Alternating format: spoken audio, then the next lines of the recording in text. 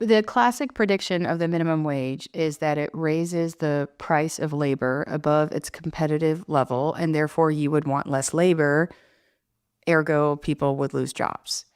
And so the kind of like two-dimensional, I've just got supply, I've got demand, they meet in the middle, I put a little bar above it, and I can tell you how much job loss the minimum wage should predict. But that number has never been found, quote unquote, in the wild.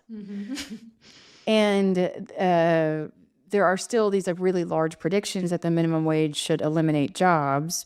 And this is a very sensible prediction.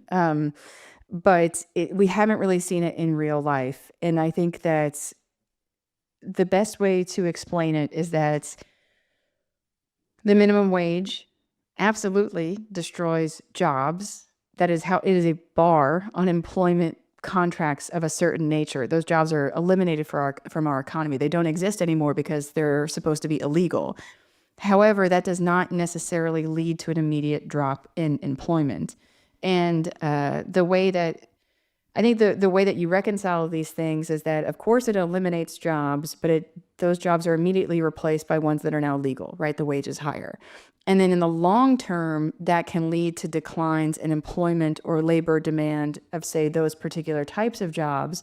But in the long term, the economy is growing. Yeah, it's going to and the economy is producing new jobs. So it's set up to say, if there should be a major negative effect of job loss when it's passed. But then, of course, that doesn't happen. But it doesn't mean employment effects aren't there.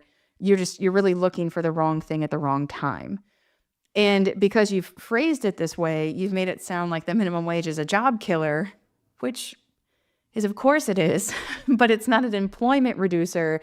And the long-term effects get eaten by the other beneficial things that happen in the economy in the long term. And we tend to think that, and so the question isn't, do you want to have fewer jobs in the economy, because that won't occur within the first 5 years. The question is, do you think these jobs should exist in the economy? And what are the consequences of these jobs existing in the economy? Because in the long run, economic and labor market growth kind of takes care of a lot of the job loss so that we don't really see it palpably.